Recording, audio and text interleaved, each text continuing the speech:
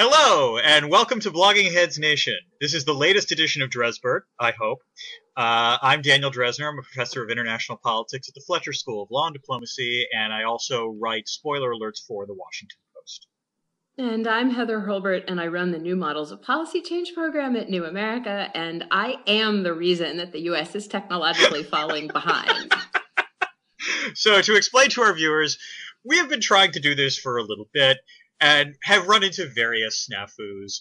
I'm not going to cast aspersions as to who was responsible, but I'm glad we finally have surmounted them, and it just shows, that if America puts its mind to it, it can accomplish this kind of thing. And how is that for a great lead-in, Dan Drezner, into talking about trade? Yes. So, as it turned out, yesterday, let's go back to last week.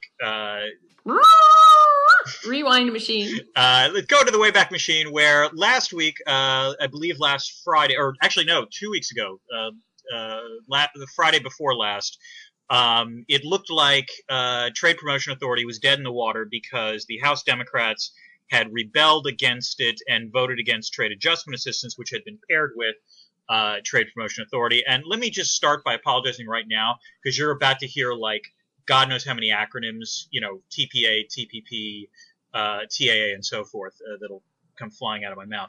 Anyway, after that failed, there was a whole series of articles explaining that Trade Promotion Authority was dead, and was never going to be passed again.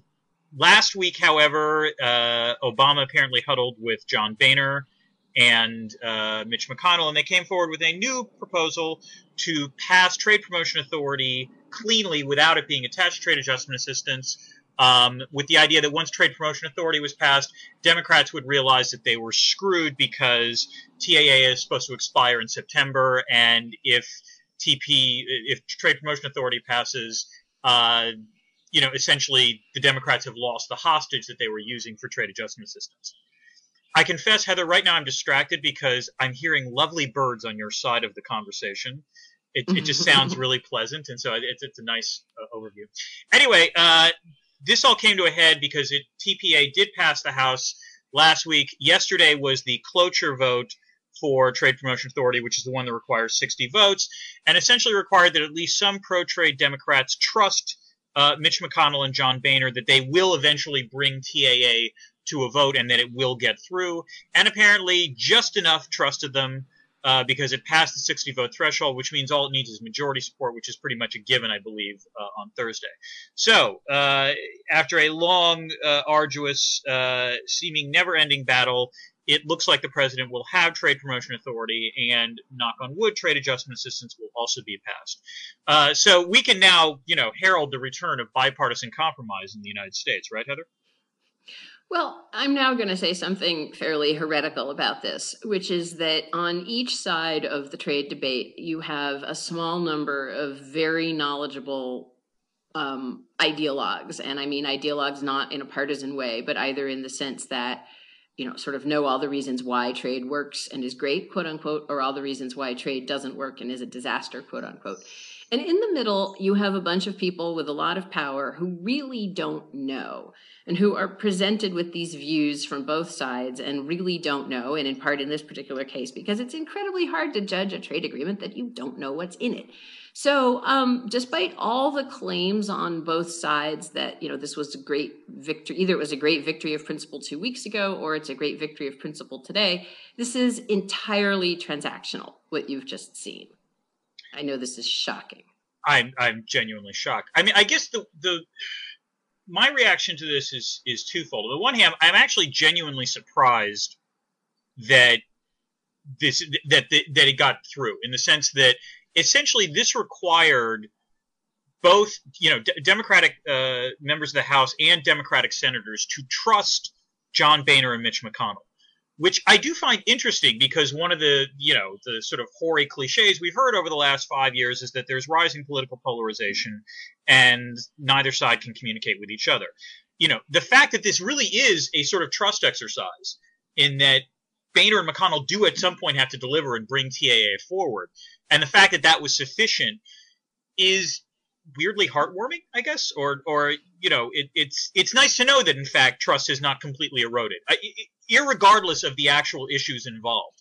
That it is nice to know that in fact, when Mitch McConnell says this is actually going to happen, that a sufficient number of Democrats believe him, that would be inclined to vote for this no matter what.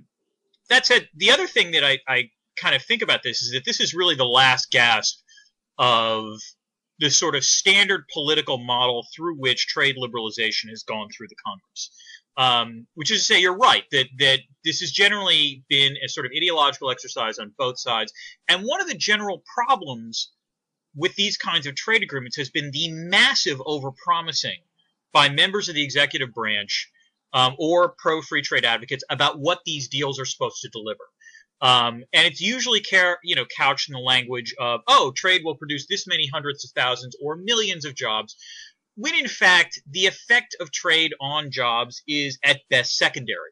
And I would also add this goes on the negative side where, you have various wild-ass claims about the degree to which trade is presumably, destroyed hundreds of thousands and or millions of jobs, when in fact, very often it is other factors like, let's say, automation or technological-based skill change.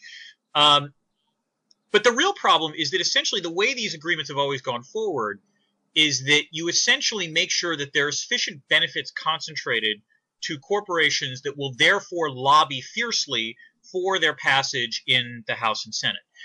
And the problem is that I'm beginning to wonder if we reach a point where the stock of trade liberalization is sufficiently high so that these corporations kind of feel meh about the whole thing.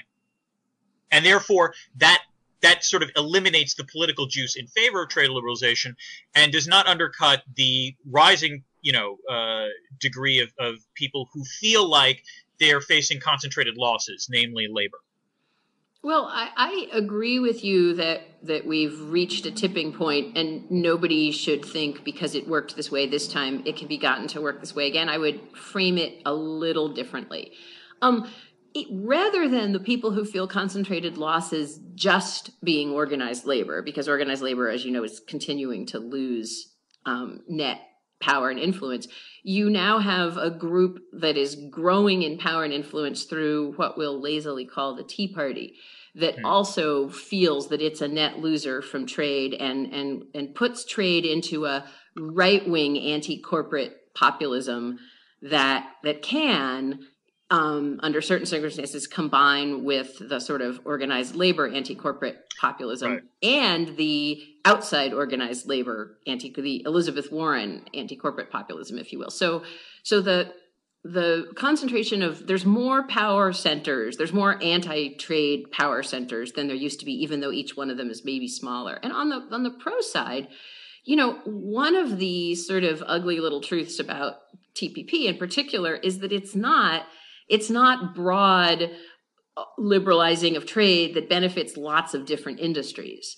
It's focused in on, a few sectors and a few sets of rules that aren't even so much about sort of trade in the classic way that you learn about it in Econ 101 right, it's or not 102. Right.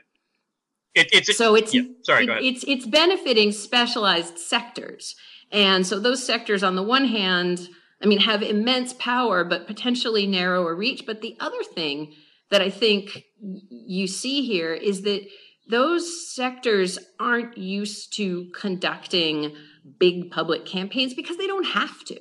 So what you saw was when you had a minute where anti-trade folks could sort of get out and play to their strength, which they did very well 2 weeks ago, then they won a skirmish.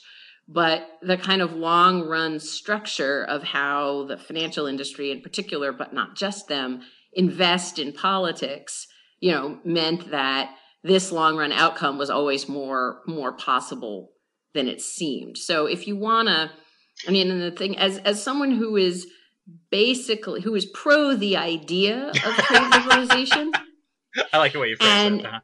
And very skeptical about some of how it gets carried out and what gets stuck into agreements under the name of trade liberalization. Both sides, I doubt that either side will, and this is something I find very depressing, but both sides really should sort of go away and ask themselves what the American coalition for their position looks like and what the content of it should be. Because the fact that this is such a content-free debate really doesn't serve anybody. This actually gives rise to a separate question, which is that I think in some ways, it's somewhat surprising, I think, to me that President Obama has really,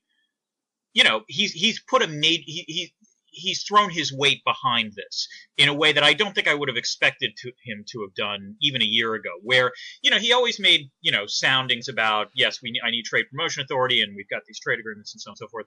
But he's really, in the last couple of weeks, he's been very emphatic about it and gone on the hustings and making speeches about it. But the thing is that the argument he has made primarily about this has been strategic and not economic. Which is to say the notion of we want to be able to write the rules of the global economy, not China. And, it's been report after report has been made that essentially the administration has been trying to sell Democratic members of Congress on this, not based on the economic gains or, minimal losses, but rather the notion that this is an element of grand strategy. And what I find fascinating and or depressing is that has had almost zero effect on the way that people are voting, which is to say that it is contrast to perhaps the arguments that were made, let's say, during the Cold War, when admittedly we faced far greater threats, about reasons why the Marshall Plan or GATT, various rounds of GATT should be passed and so forth. What I find interesting is that essentially the strategic logic for these kinds of trade integration agreements, which is not insignificant, they do provide some kind of reassurance that way, essentially has zero rhythm now in Congress. Well, I actually would dispute that a little bit. And I think if you go back and look at the list of senators who flipped and voted yes yesterday, you'll notice two things. One is that a lot of them are from the West Coast, where the benefits of trade with Asia are much more evident and trade is more broadly popular than it is in the heartland and out east. And second, that you'll find a group of senators that do see themselves as strategic thinkers. I was Mark Warner and Tim Kaine, for example. And that's a great example because, Kaine and Warner have staked out kind of different positions within the Democratic Party. And Kaine considerably to Warner's left, but that they both sort of flip around on this. And Kaine, and this is an interesting challenge that progressives face on trade, right? Because Kaine is someone who is working hard to increase congressional oversight over U.S. use of force.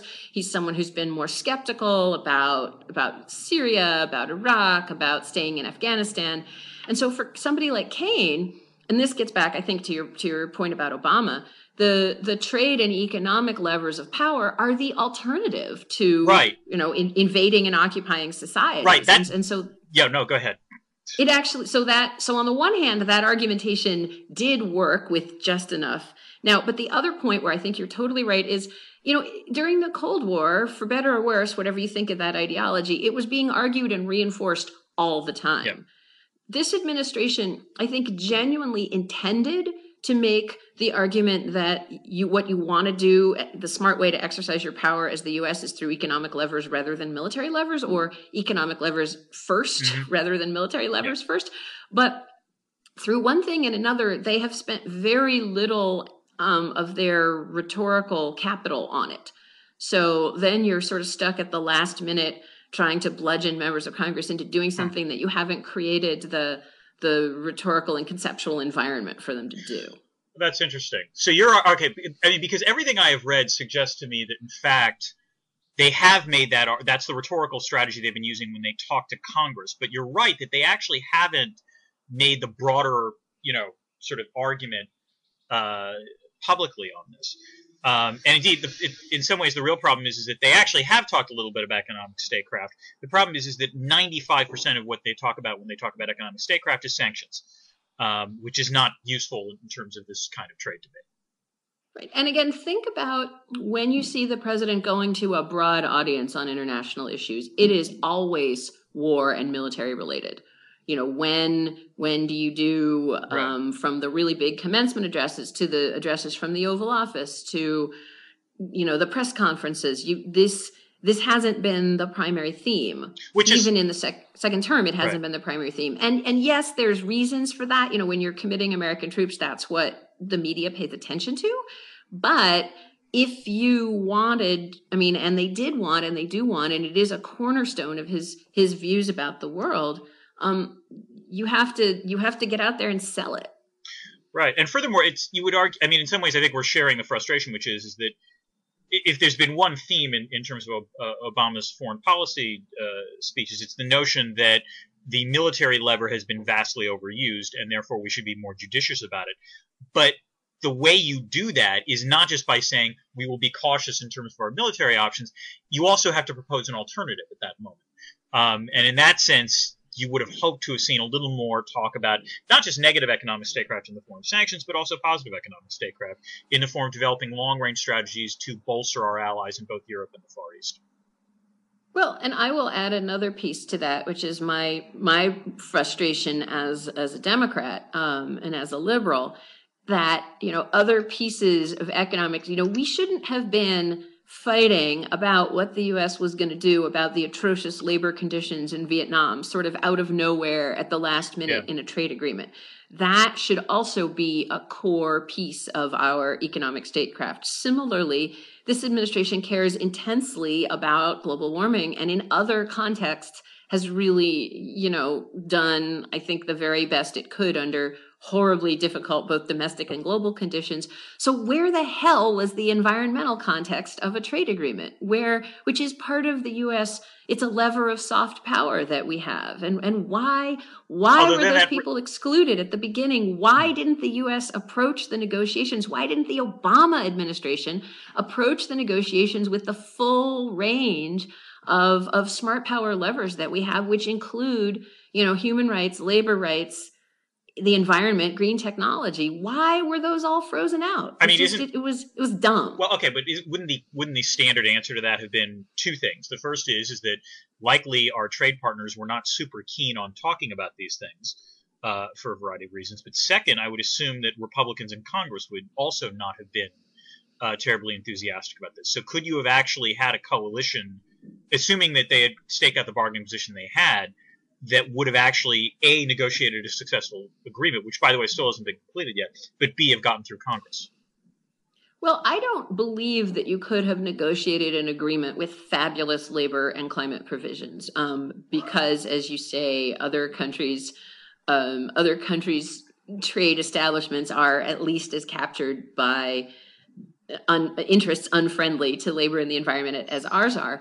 But you could have gone in with those folks at the table, and that would have made a powerful statement all by itself globally, again, appealing to the people in Asia whose side we want to be on, saying, look at the example the U.S. is setting. And from a cynical point of view, it really would have been so hard to have those representatives in the room and then say, look, guys, never in a million years are the other countries we have to negotiate going to, yes, we can put those positions forward, and here's what we think we're going to be able to actually get. And you would have, inside the tent rather than outside the tent, basically. I don't have, unlike many, I certainly don't have fantasies about what you could get in an agreement.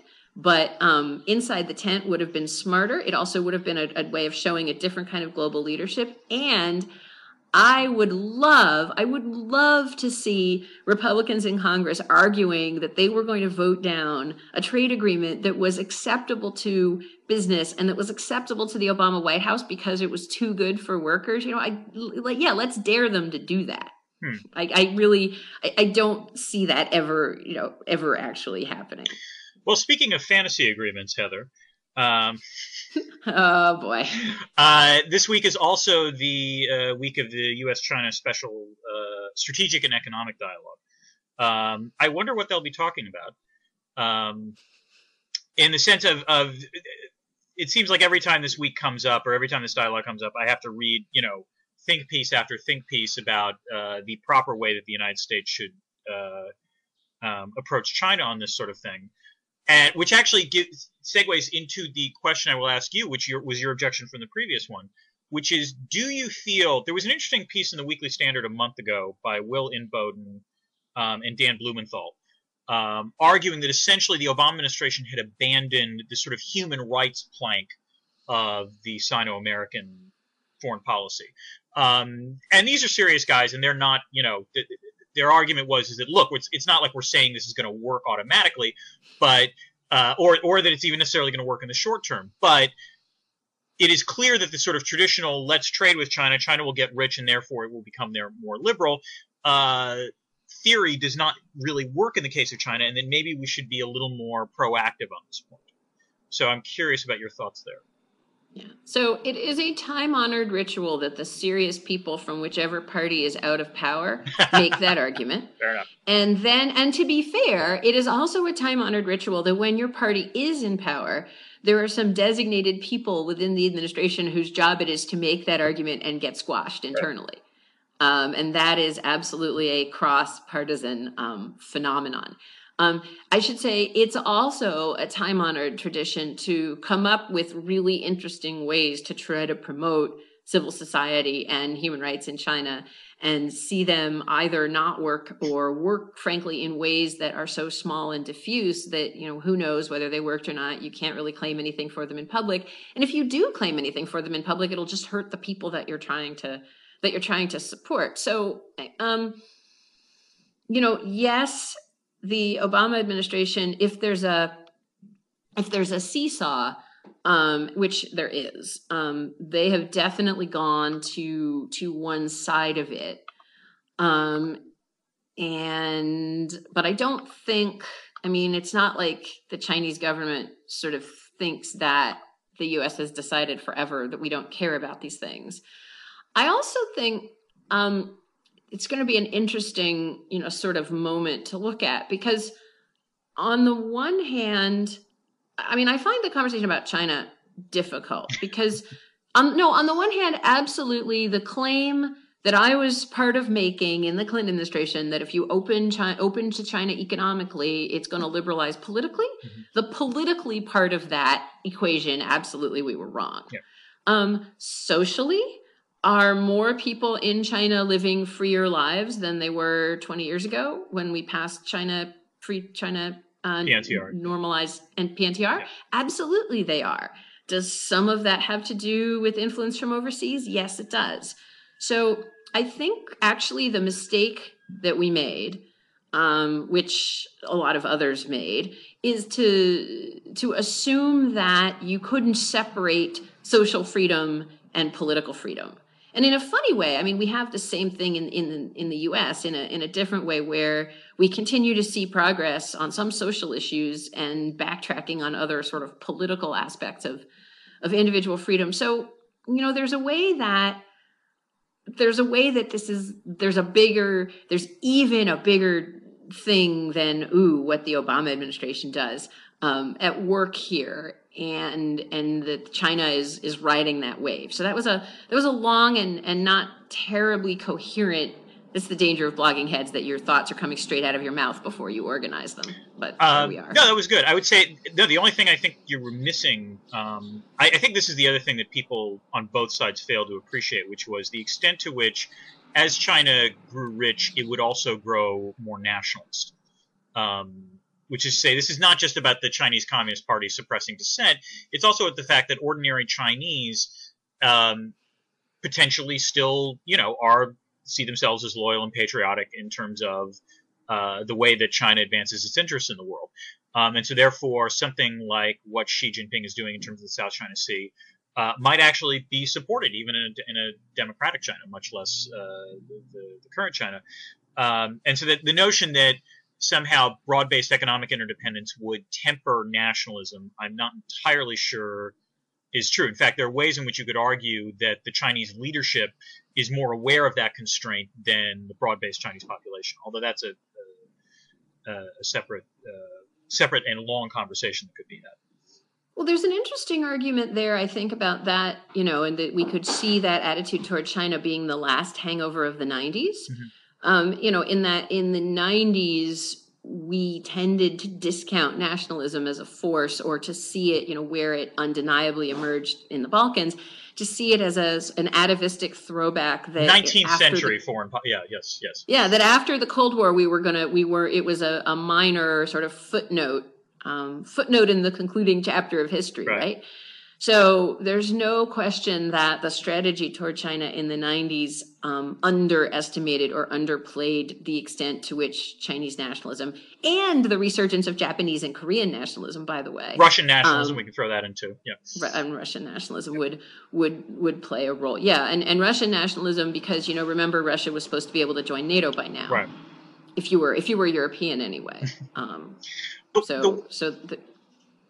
I think we've reached consensus on this, but I was going to ask you. Sorry, go ahead. No, I was actually going to suggest pivoting to the Middle East on that topic, because the sort of resurgence and atomization of nationalism and how that plays out. It's worth, to three things that I think are worth noting in the Middle East in diminishing order of importance.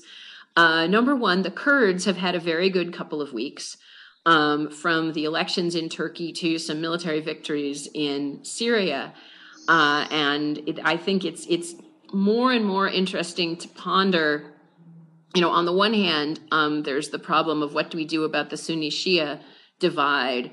But if it turns out that while the powers in the region are focused on the Sunni Shia divide, the Kurds are quietly creating a de facto state, and there's the intensity of anger in the Arab world directed probably at the U.S., fairly or unfairly, for not having done something to stop that, while, for the U.S., the Kurds are one of the few useful fighting forces in the region. Right. You can see a really big dilemma, or you can see a really big problem setting itself up there. So that's kind of thing number one. Thing number two to keep an eye on is the al-Qaeda-linked groups in Syria really went after the Syrian Druze this week full force. And Syrian Druze matter because they straddle the border with the Golan Heights, and because over the years they have been quite a good regional ally for Israel.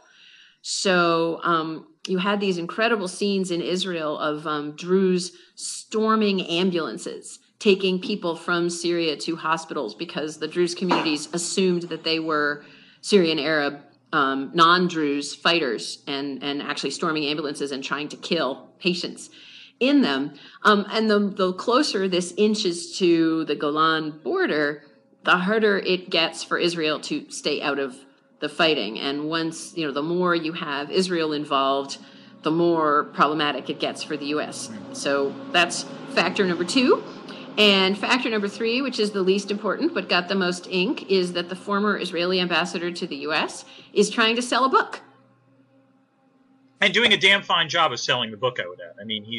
How many different outlets has he either interviewed or published excerpts in? I kind of lost track at a certain point, but all of the excerpts are sort of unloading on the Obama administration and on the president specifically, in a way that is really, it's funny, the book and the excerpts make a lot of claims about things that are unprecedented in the U.S.-Israeli relationship, but a former Israeli official unloading on a sitting U.S. president for this long is absolutely unprecedented in the relationship. Is it actually unprecedented? This is the part where I think there's a fair amount of historical amnesia involved. If you actually take a look at the gamut of U.S.-Israel relations, it's not like this is the only time there's been a point of contention. You can argue that it's been worse now and that it's certainly been more public now. But, I remember Moshe Ahrens writing a memoir in which he blasted the George H.W. Bush administration for interfering in Israeli domestic politics because of the fact that they wanted Yitzhak Shamir to attend the Madrid Peace Conference. Or, the degree to which Clinton had to sort of strong-arm Netanyahu to sign the Wye River Accords, or for that matter, the fact that, the Reagan administration selling AWACS to Saudi Arabia and then recognizing the Palestine Liberation Organization. This is not the first time these countries have butted heads.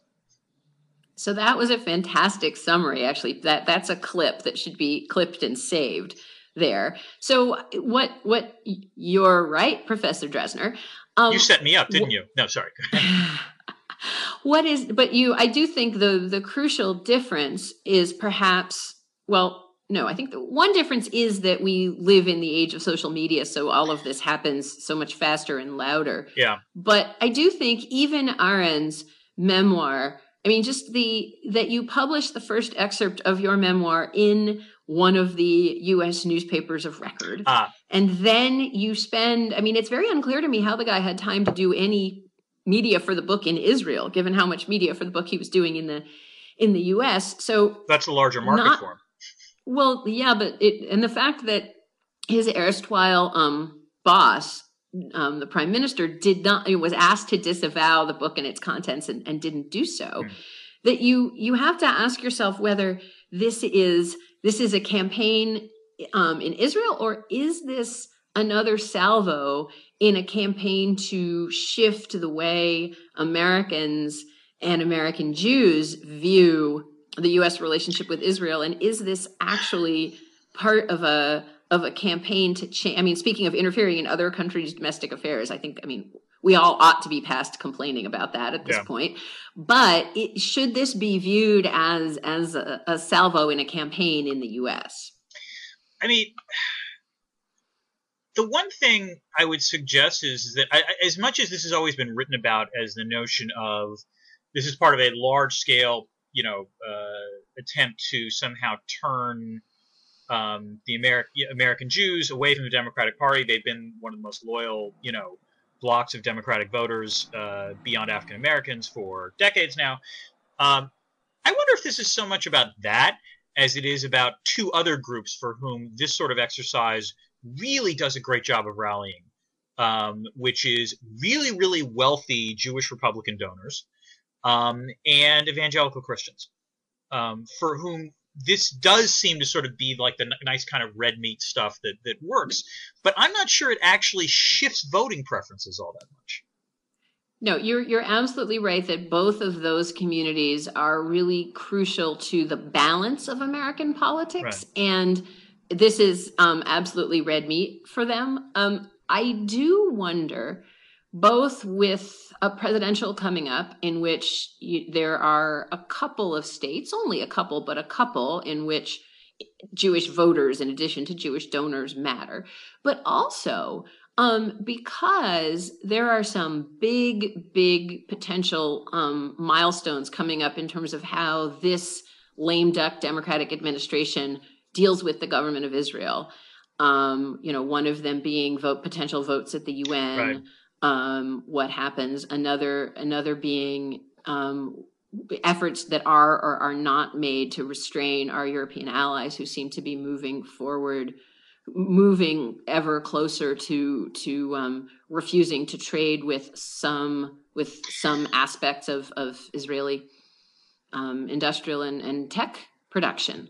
So if the Obama administration has been putting out signs, or at least sort of things that can be read as signs, that they're going to take a substantially harder line on Israel than it has been traditional for U.S. administrations to do in the past. And I do think there is the thought that action might flip some American Jews in a way that previous ones have not. Now, I'm not sure that's actually the case, but given that you have, I mean, if you think of it from the point of view of Oren and others, that in the long run, they don't want to be the creatures of American evangelicals. They want American Jews rather than American evangelicals who remember their ultimate view on what role the state of Israel plays in God's plans is not so congenial to one if one is a Jew or a resident of the state of Israel. So as much as to an American, this is all about the evangelicals, to an Israeli, it can't be all about the evangelicals. Right. I mean, let me ask you one. I apologize because I've fallen right into your trap, which is we've skipped over the really important events in the Middle East, and we're naturally talking about Israel and the United States and domestic politics. But I have to get going, and I do want to ask you one slightly provocative political question going forward, which is, say what you will about Oren's book, and I think there are ways in which it's obviously exaggerated, and I'm not going to defend, the Netanyahu's administration's ways in which they've been passive aggressive and just downright aggressive towards the. This is going to be a really good butt, Drezner. Yeah, I know, Obama administration, but it is also true that the Obama administration has, in many ways, demonstrated a hostility to Netanyahu and to the Israeli government that I have not seen in quite some time. Both in the form of leaked statements, in which they characterize them as chicken shit, or, the sort of fit of peak after Netanyahu won re-election in the spring. And, let's assume that the administration winds up deciding that they are not going to defend Israel and the United Nations the way they are. Here's my question for you. Does that actually benefit Hillary Clinton in the following sense? I know. In that it actually does allow her, it allows for a point of contrast, in other words. That on the one hand, if the Obama administration doesn't do these things, it potentially removes an attack line for Republicans. And so that potentially I can see how that would benefit Hillary Clinton. But on the other hand, if the administration does decide to let the UN act in a negative fashion towards Israel, it also allows Clinton to potentially go after the administration, saying, I would not be doing this if I were president, and sort of a way of standing as a point of contrast. So which would benefit the potential Democratic nominee? So I have two answers to that. Okay. I mean, in terms of which would benefit a potential Democratic nominee. Could be anyone. Yeah, no, if you look, and I'm deliberately saying that because it's about different factors than personality or gender or anything else. And I think the key, just from a really focused political perspective, is that we are now back in a situation where Americans trust Republicans more than Democrats on national security. And so as long as you have that, you would prefer not to be fighting on national security. You would prefer sort of attention to be focused on areas where Republicans are falling down on domestic policy, because that's where you're strong. Mm-hmm.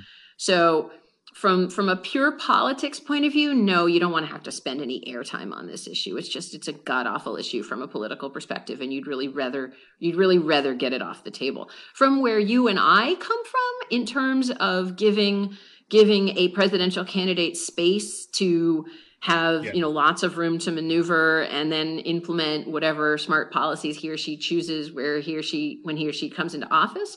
Yes, you're right. And as far as what Obama might choose to do, and in a funny way, it would actually benefit a Republican also. Yes.